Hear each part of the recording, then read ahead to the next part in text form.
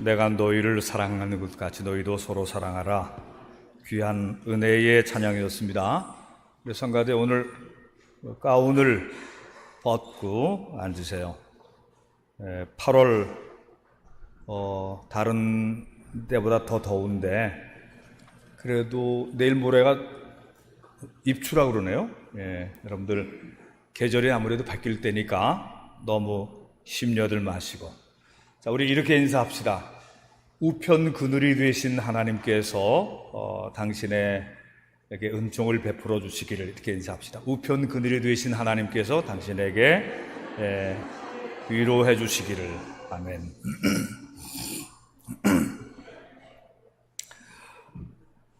초대교회 시절부터 교회는 거짓 뉴스나 나쁜 소문으로부터 공격을 많이 받았어요.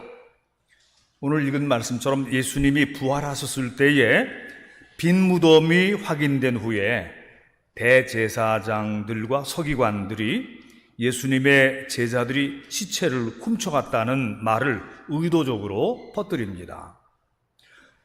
부활은 거짓이고 제자들이 만들어낸 것이라, 이런 가짜 뉴스를 돈을 많이 써가면서 계속 퍼뜨렸던 거예요.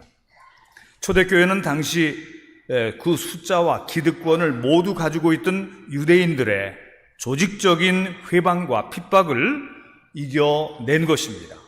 진리가 거짓을 이겼던 것이지요. 마가의 다락방에 성령이 임하심으로 예루살렘 거리로 나간 제자들의 용감한 전도와 베드로의 확신에 찬 그 설교를 듣고 하루에 3,000명씩 회개하고 돌아오는 그런 역사도 있었습니다. 사도행전을 보면 사도 바울이 전도 여행을 갈 때, 특별히 그 2차 전도 여행을 갈 때에 바울과 실라가 오늘날의 그리스 지역인 데살로니가 지역에 들어갔을 때에 그 유대인 회당에서 설교를 할 때 많은 사람들이 복음을 받아들이게 되었어요. 그러자 거기에 속해 있던 율법주의 유대인들이 사람들을 그렇게 선동해가지고 폭동을 일으켰습니다. 이 사람들이 다 가이사의 명령을 거역하는 사람들이다. 천하를 어지럽게 하던 사람들이 여기로 왔다. 이렇게 해서 사람들을 선동해가지고 폭동을 일으켜서 바울과 신라가 거기를 떠나서 이제 다른 지역으로 가게 되는 그런 이야기가 나옵니다. 또 사도행전 19장에 보면 에베소에서 전도할 때, 이 에베소는 오늘날 터키 지역에 있죠. 거기 소아시아의 그 7교회 중에 그 에베소가 있는데, 에베소에서 바울이 한 3년 가까이 머물면서 많은 사람을 전도했어요. 그러자 거기도 폭동이 일어났어요. 왜냐하면 에베소에는 아데미 신전이라고 하는 큰 신전이 있는데, 아데미 여신을 섬기는 그런 그 신전입니다. 근데 그 아데미 여신 신상, 은으로 만들거나 구리로 만드는 그 신상을 만들어 가지고 팔았는데, 그것이 굉장히 인기 있게 팔렸잖아요. 집집마다 다 그 신상이 있고. 그런데 이게 안 팔리기 시작하는 거예요. 예수님 믿는 사람들이 하도 많이 생겨나니까 그런 우상이 무슨 필요가 있냐, 그래서 안 팔리기 시작하니까 은장색, 그거 만드는 사람들이 모의를 해가지고 폭동을 일으키는 겁니다. 거기에 대표적인 사람이 데메드리오라고 하는 사람이 있는데, 이 사람들이 사람을 충동해서 폭동을 일으키고 바울이 여기서 생명이 위협하게 되자 여러 크리스찬 제자들이 바울을 보호하고 바울을 다른 지역으로 이제 가게 했던 것입니다. 우리나라에 기독교가 들어온 지 얼마 안 되어서 소동이 일어났어요. 큰 소동이 일어나는데, 그건 1888년, 기독교가 1885년에 전파되고 그 전부터 이제 복음이 좀 이렇게 전파된 흔적이 있는데, 이 1888년에 영아 유괴 사건이 일어났어요. 그 전부터 어린 아이들이 자꾸 없어지는 이런 그 사건들이 있었는데, 1888년에 이르러서는 어린애들이 많이 없어졌어요. 그래서 소문이 돌았습니다. 서양인들이 우리 아이들을 유괴해서 잡아먹었다. 그 눈가를 빼서 사진기에 박아놓았다. 뭐 이런 이상한 말들이 막 이제 돌기 시작하는 거예요. 그 분노한 사람들이 막 모여가지고 선교사들이 세운 학교나 교회나 병원 같은 데가 돌을 던지고, 말하자면 요새 하는 것처럼 데모를 한 것입니다. 그리고 이제 그 선교사들을 도와서 통역을 하거나 도와주는 한국 사람 조력자들, 이런 사람들을 욕하고 협박하고 어떤 경우는 그런 사람이 죽은 경우도 있어요. 사태가 하도 심각하자 고종 황제가 나서서 이것을 조사하도록 했어요. 그리고 조사해 본 후에 이것은 서양 사람들이 한 게 아니고 선교사들이 한 게 아니라고 하는 것을 알게 되고, 고종의 명의로 방을 붙여서 그런 일이 없었으니까 서양 선교사들을 해하지 말라, 명령을, 방을 붙인 것입니다. 이 실제로 있었던 사건입니다.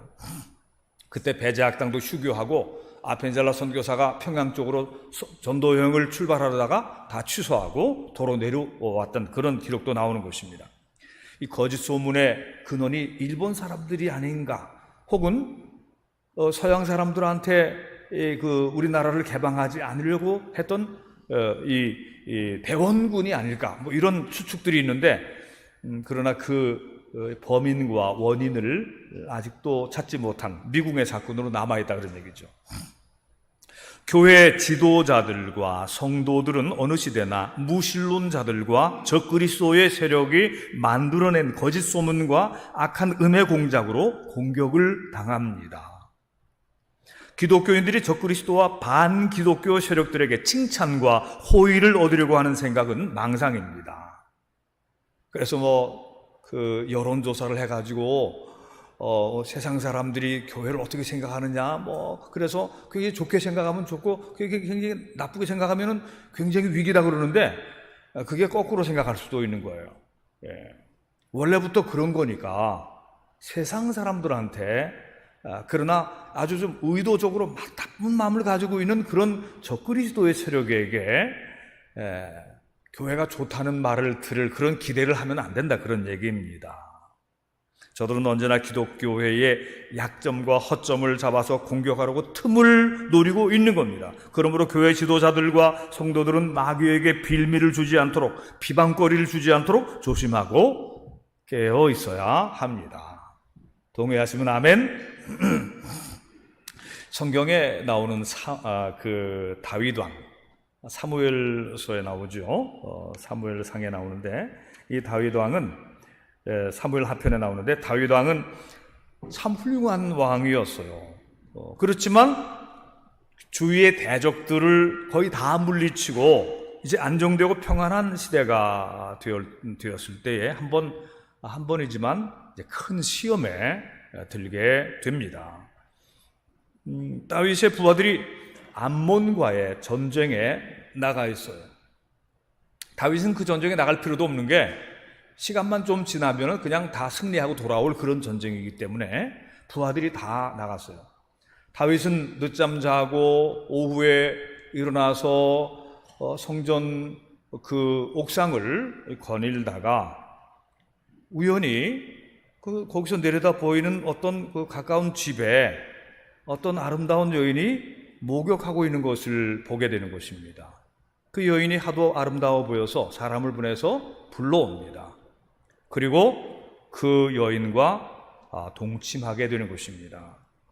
나중에 알아보니 그 여인은 자기 부하 장군인 우리야 장군의 아내 밧세바였어요. 우리야 장군은 암몬과의 전투에 나가 있는 것입니다. 그런데 얼마가 지나서 밧세바로부터 소식이 옵니다. 임신했다고 하는 소식이 들려옵니다. 다윗왕은 그것을 숨기려고 우리야 장군에게 특별 휴가를 주게 해서 들어와서 임금이 특별 포상 휴가를 준 거죠. 그리고서 임금이 이렇게 위로의 회식도 하게 해주고, 그리고 집에 들어가서 며칠 푹 쉬다 가라고 했는데, 이 우리야 장군이 고지식한 장군이기도 하고, 저는 부하들이 지금 생명의 위협에서 싸우고 있는데 저 혼자 편히 집에 가서 잘 수 없습니다. 그리고서 궁궐 외곽에 있는 병영에서 그냥 자고 안 간 거예요, 집에. 다윗이 자기의 첫 번째 계략이 실패하니까 비밀 문서를 써가지고 자기의 이제 그 충직한 부하인 총사령관 요압 장군에게 그 비밀 편지를 그것을 인봉해 가지고 우리아가 그걸 가지고 가게 하는 것입니다. 우리아 장군이 가져온 다윗의 편지를 요압 장군이 뜯어보고 그대로 전쟁이 제일 치열한 곳에 우리아 장군을 배치하고, 그리고 전쟁이 벌어지는 사이에 밑에 부하들을 뒤로 철수시키는 이런 그 비겁한 작전을 쓰게 해서 우리아 장군은 전쟁 중에 전사한 걸로 그렇게 처리가 되는 것입니다. 우리아 장군은 전쟁에서 죽었고 밧세바는 미망인이 되었을 때에 다윗은 합법적으로 그 미망인을 자기 아내로 데리고 들어온 것입니다. 이게 그 스토리인 것입니다. 이런 일들을 궁정 안에서 알만한 사람들은 다 알고 있어요. 그런데 아무도 말하지 못하고 침묵하고 있을 때에 하나님의 사람 선지자 나단이 다윗 왕을 찾아가는 것입니다. 나단은 지혜로운 화법으로 다윗의 잘못을 지적해줘요. 다윗을 찾아간 나단 선지자는 이렇게 말합니다. 임금님, 어느 마을에 두 사람이 살고 있는데 한 사람은 큰 부자고 양떼를 많이 거느리고 있고 한 사람은 아주 가난한 양 한 마리밖에 없는 그런 사람이었는데 그 부잣집에 손님이 찾아왔습니다.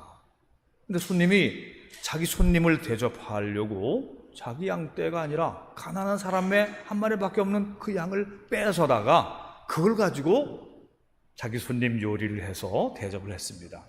이런 경우는 어떻게 해야 됩니까? 그 얘기가 끝나기도 전에 다윗이 원래 용맹하고 정의로운 사람이었잖아. 그 사람은 죽을죄다. 네 배로 갚지 않으면 안 될 것이다. 다윗은 정의로운 말을 했어요. 그때에 나단 선지자가 그 사람이 바로 임금님입니다. 그 사람이 바로 당신입니다. 그때에 다윗이 아주 팍 찔렸잖아요. 그래서 회피하지 않았습니다. 다윗은 자기 죄를 나단에게 다 고백을 했어요. 다윗은 영적으로 해이해져서 유혹을 이기지 못하고 남의 아내와 간통했고 그것을 감추려고 살인 교사까지 하여서 아주 비겁하고 불의한 일을 저지른 것입니다. 자기 충성된 부하 장군을 전쟁터에서 죽게 만들고 그 아내를 빼앗은 정말 파렴치하고 비열한 짓을 한 것입니다. 근데 다윗이 그 죄를 인정하고 깊이 뉘우치자 나단은 하나님의 말씀을 전해줍니다. 사무엘하 편 12장 10절부터 14절에 나오는 말씀을 제가 읽어드리겠습니다. 사무엘하 12장 10절 이하에 나오는 말씀.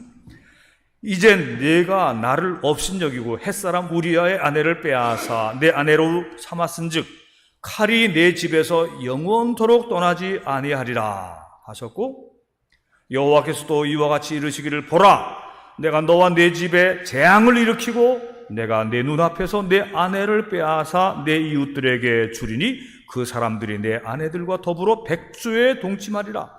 너는 은밀히 행하였으나 나는 온 이스라엘 앞에서 백주의 이 일을 행하리라 하셨나이다 하니, 다윗이 나단에게 이르되 내가 여호와께 죄를 범하였노라 하매 나단이 다윗에게 말하되 여호와께서도 당신의 죄를 사하셨나니 당신이 죽지 아니하려니와 이 일로 말미암아 여호와의 원수가 크게 비방할 거리를 얻게 하였으니 당신이 낳은 아이가 반드시 죽으리이다. 그 이하에 이제 있는 내용들은 여러분들이 이미 성경 읽어서 아실 겁니다. 압살롬의 반란도 일어났고 다윗은 엄청나게 수치스러운 고통스러운 또 치욕스러운 날들을 보내었어요. 그가 낳은 아들은 여러 날 앓다가 죽었습니다. 그런데 다윗은 그때마다 겸손히 자기가 지은 죄를 더욱 깊이 뉘우쳤어요. 하나님의 긍휼과 자비를 구하면서 닥쳐오는 시련과 겪게 되는 모든 시험들을 잘 이겨내었어요. 그 결과 그는 더욱 깊은 회개와 기도로 성화되어 갔고 세상에서 가장 존귀한, 존경받는 신앙의 위인, 단순히 왕이 아니라 위대한 신앙의 위인으로 자리를 잡게 된 것이지요. 지난 수요일 날 저녁이었어요. 수요일 저녁 예배를 마치고 아래층 사택에 내려가서 잠깐 이렇게 저녁을 간단히 먹고 다시 올라와서 뭐 여러 가지 또 준비할 것도 있고 해서 올라왔는데 마침 9시가 돼서 뉴스를 한번 보려고 KBS를 틀었어요. 저는 KBS가 평소에 굉장히 편파된 방송을 하고 있는 것을 알기 때문에 즐겨보지 않아요. 요즘은 거의 안 봅니다만 그래도 가끔씩 뉴스를 보는데 딱 9시가 돼서 정시의 9시 뉴스를 틀은 것입니다. 근데 들어보니까 시작하자마자 여성 앵커가 무슨 큰 사건이 터진 것처럼 뉴스를 시작하는데 듣고 보니까 기독교 목사가 자기가 보호하고 있는 시설에 있는 소녀 여러 명을 성추행했다고 하는 그런 보도였어요. 그 목사가 북한에서 고통당하던 사람들의 탈북을 추선하면서 오갈 데 없는 탈북자를 위해서 거처도 마련하고 지금도 수십 명을 먹이고 가르치고 있는 그런 시설을 지금 운영하고 있는데 그 시설에서 일어난 일이라 그런 얘기입니다. 그러면서 이런 수식어를 빼놓진 않았어요. 우리나라의 쉰들러, 독일에서 나치가 유대인들을 다 막 잡아서 학살할 때 그 유대인들을 막 1,100명 명 빼서 자기 공장에서 일하게 한 쉰들러 리스트 영화도 나오죠. 쉰들러라고, 한국의 쉰들러라고 말할 만한 훌륭한 목사였는데 그가 두 얼굴을 가진 성추행 범이다. 성추행을 한 이 범행을 하고 있다. 이런 투로 이제 이 9시 뉴스의 첫 보도를 큰 특종을 잡은 듯이 쫙 이렇게 하고 다음 시간에 또 얘기하겠습니다. 이러고서는 또 다음 걸로 지나가는 거예요. 그래서 저도 이제 목사로서 부끄럽고 민망한 그 생각을 가지면서 그 뉴스를 끝까지 봤어요. 그러지 않아도 교회를 비난하려고 불을 켜고 노리는 적그리스도 마귀의 세력들이 기회를 엿보고 있는데 또 저런 사건이 터졌으니 참 안타깝다 하는 이런 생각을 가지고 그러면서 또 들어오는 생각이 이 국민들이 내는 시청료로 운영되는 국영방송 KBS가 이번에도 아주 치우친 편파 방송을 하고 있구나 하는 생각이 들었어요. 성직자의 성추행은 마땅히 사회적으로도 비난받아야 되고 경고해야 되고 그런 것은 고발 도취되고 그래야 되겠지요. 그런데 한편으로 그러면 그 목사가 자기 생명의 위협을 무릅쓰고 1,000명이 넘는 사람들의 탈북을 돕고 주선하고 돌보고 먹이고 교육한 쉰들러 같은 선행을 행했을 때는 한마디 보도도 안 하고 있다가 그 목사가 비리를 저질렀을 때는 기다렸다는 듯이 그의 추행을 온 세상에 다 알도록 9시 뉴스에 헤드라인 뉴스로 보도하며 난리법석을 떨고 있는 이런 모습 속에서 참 형평성에 안 맞다. 그 쉰들러 같은 그 목사를 저도 모르고 있었거든요. 이 방송을 통해서 알았거든요. 그러니 이 방송이 얼마나 편파적이야. 그런 이야기를 좀 해주지. 그런 얘기는 하나도 안 해주다가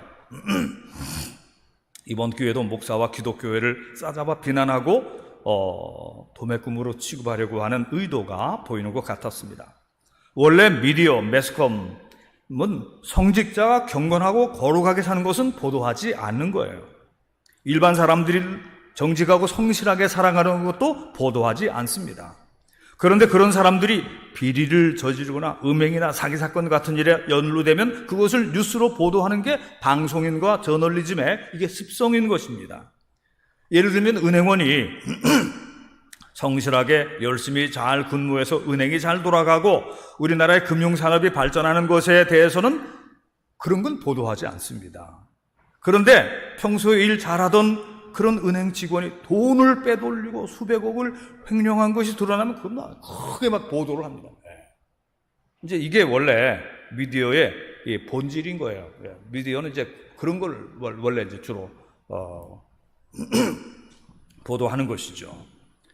그런데 그런 미디어의 성향, 매스컴의 어떤 성향을 얘기하려고 하는 게 아니라 그런 정도가 아니라 아주 지나치게 편파적인 의도를 가지고 보도하는 거, 편집하는 거, 이런 게 문제다, 그런 얘기입니다.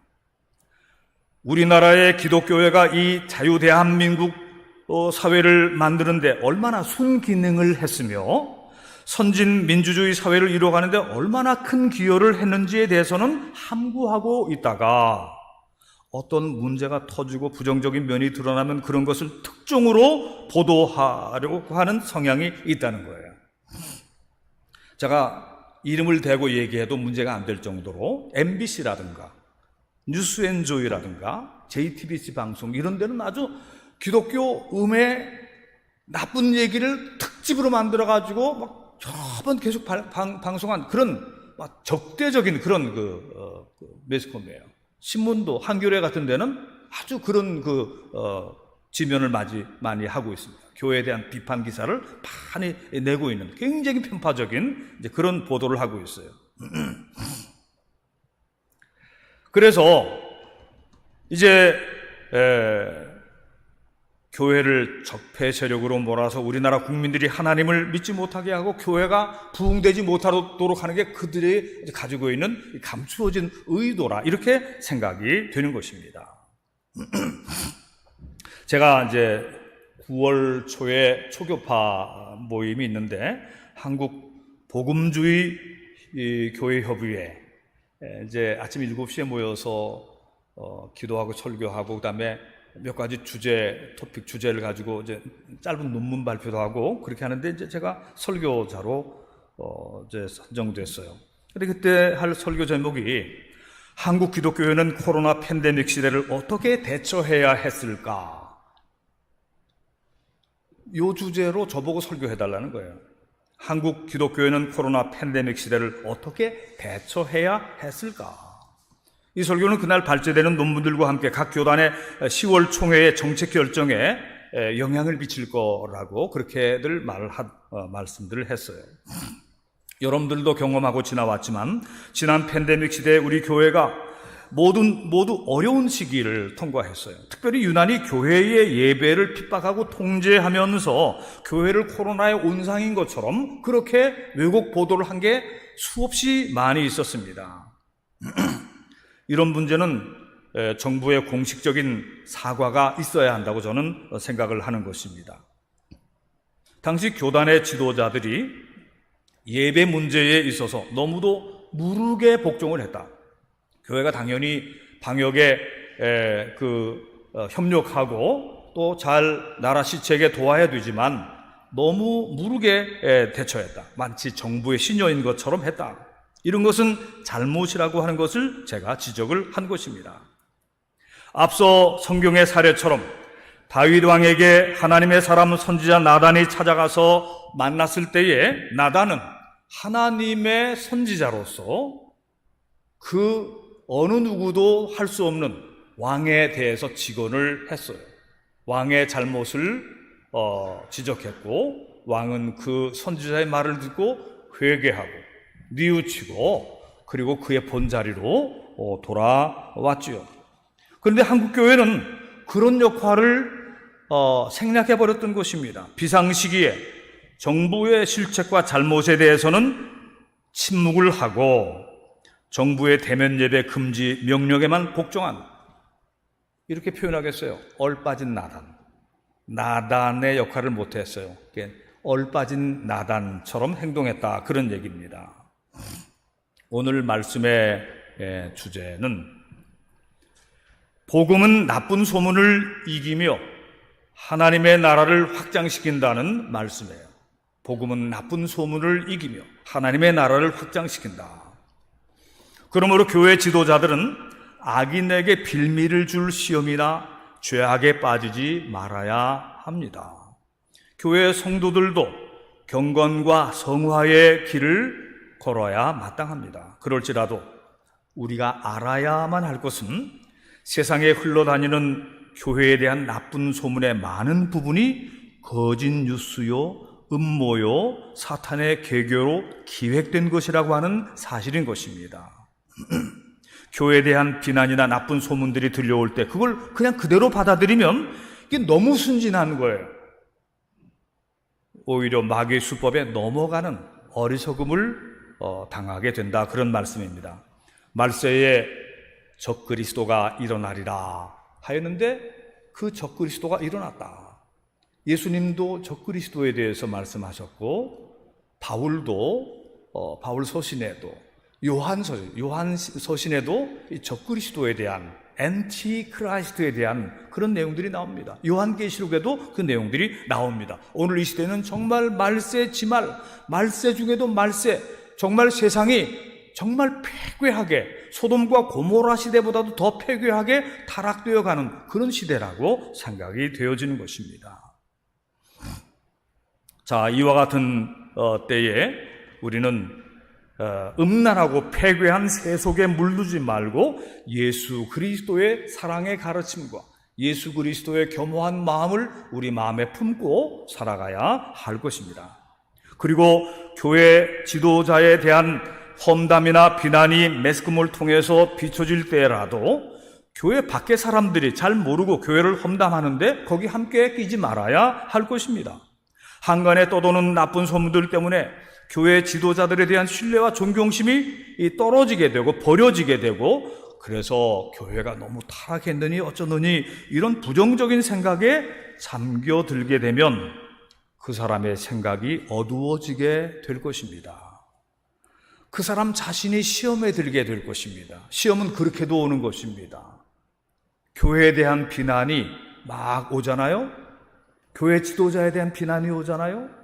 그러면 교회 다니는 여러분이 상처를 받게 돼요. 진짜 그런가 보다. 너무 타락했나 보다. 물론 그런 빌미가 있죠. 그런 어떤 사건들이 있죠. 그런 것들이 확대 재생산되고 그것이 여러분들에게 상처가 되는 그런 경우들이 많이 있다, 그런 말씀인 것입니다. 그 사람의 생각이 어두워지고 그 사람 자신이 시험에 들게 되고, 그러면 자기 가족들도 시험에 들게 되고, 그러면 교회와 멀어지고 아이들이 교회에 안 나오게 돼요. 어른들은 가끔씩 나오지만 애들도 교회에 안 나오게 돼요. 아주 교회가 온통 사기꾼, 거짓말 하는 나쁜 사람들의 집단인 것처럼 그렇게 알려지게 돼요. 원래 그게 공산주의자들의 수법이에요. 그래가지고 교회를 다 밀어냈죠. 제가 청소년 시기에, 제가 중학교, 고등학교 다닐 때 교회 열심히 다녔거든요. 그런데도 교회에 대한 나쁜 얘기들도 많이 들었어요. 목사님에 대한 나쁜 얘기도 이제 듣기도 하고, 그러면서 교회가 분열되고 교회끼리 서로 싸우고 그런 얘기도 들었어요. 그래서 참 나쁜 것도 있다, 이제 이런 생각을 하면서, 그래도 이제 저는 신앙생활을 열심히 한 그런 학생이었습니다. 그러다가 제가 하나님의 특별한 부르심으로 신학생이 되었을 때에, 신학대학에 다니면서도 교회를 개혁해야지, 교회를 바로잡아야지, 제2의 루터나 칼빈 이런 사람이 돼야지, 이런 생각을 하면서 이제 공부를 했어요. 그리고 이제 목사 안수를 받고 목회를 해서 지금 40년 이상 목회를 해오는 것입니다. 분명히 그런 문제들이 있어서 저는 지금도 개혁적인 마인드를 가진 그런 목사 중에 대표적인 사람 중에 한 사람입니다. 그런데 실제로 목회를 하면서 알게 된 진실은 정말 고치고 개혁해야 하는 비리를 제가 알고 있지만, 그보다 더 많은 문제는 씌어낸 나쁜 소문들, 거짓 뉴스들, 부풀리고 헐뜯는 악담과 음해들, 이런 것들이 성직자와 교회를 향해서 끊임없이 날아오는 적그리스도의 화살이라는 거예요. 악마들이, 적그리스도의 반기독 세력들이 계속 쏴서 상처를 입히고자 하는 그 화살이라고 하는 그 사실을 제가 그것을 알게 된 것입니다. 그래서 교권의 타락, 교회 지도자들의 유혹과 시험에 드는 것을 막아야 하지만, 동시에 성도들이 가짜 뉴스의 무방비 상태로 속고 상처받고 시험 드는 일도, 이것도 막아야 한다는 이 사실도 제가 깨닫게 된 것입니다. 성도들은 믿음의 방패, 구원의 이 소망의 투구, 믿음의 방패, 그리고 소망의 그 복음의 그 신발을 신고 말이죠. 진리의 허리띠를 띠고, 이런 것들을 다 갖춰야 돼요. 어떤 공격이나 어떤 그 음모나 어떤 악마의 불화살을 막아낼 수 있어야 된다. 그런 말씀입니다. 사랑하는 성도 여러분들이요, 여러분은 이 어려운 시기에 서로 신뢰하며 격려하며 여러분들이 교회를 지켜가시기 바랍니다. 동의하시면 아멘. 여러분의 교회의 지도자들을 거짓 뉴스와 험담으로부터 여러분이 지켜줘야 돼요. 바울이 전도 여행할 때 많은 위험을 당했을 때에 브리스길라와 아굴라가 목숨을 걸고 바울의 생명을 보호해 줬어요. 그들은 나의 은인이라 그랬어요. 아까 데살로니가에 그 폭동이 일어났을 때, 에베소에 폭동이 일어났을 때도 성도들이, 제자들이 바울을 지켜줬어요.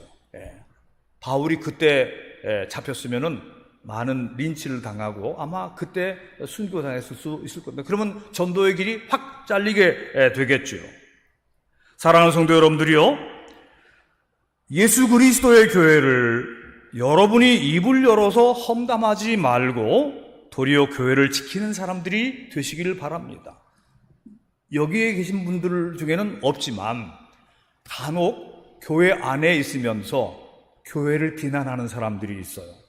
교회 안에 신앙생활을 하면서 목회자나 교회 지도자들과 교회를 막 험담하는 사람들이 있어요. 그러면 자기가 종교개혁자나 되는 것처럼, 자기가 의인이나 선지자나 되는 것처럼 교회를 막 비난해요. 그 사람의 신앙은 아주 틀린 신앙인 것입니다. 그런 의식이 있으면 한 번 더 기도해야죠.